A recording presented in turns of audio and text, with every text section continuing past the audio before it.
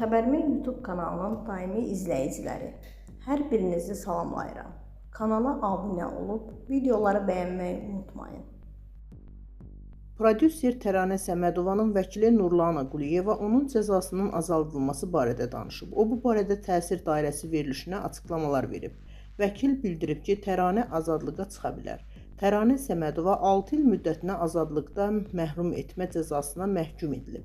Ali məhkəmənin qərarına əsasən şikayətimiz qismən təmin edilib. Cəzası 5 ilə endirildi. Təranə Səmədova 7 fevral 2023-cü ildən həbsdədir. Onun həbs müddətini həmin müddətdən hesabladıqda Azərbaycan Respublikasının Cinayət Məcəlləsinin 76-cı maddəsinin tələblərinə uyğun olaraq cəzasını cəzadan şərti olaraq vaxtından əvvəl azad edilmə hüququ yaradır. Qısa müddət sonra təkrar müraciət edərək qanunvericiliyin tələbi üzrə şəxsin yerdə qalan cəzasının şərti ilə əvəzlənməsini istəyəcəyik. Məhkəmədə barışıq əldə olunmasına qiymət veriləcək və Təranə Səmədova azadlığa qovuşacaq.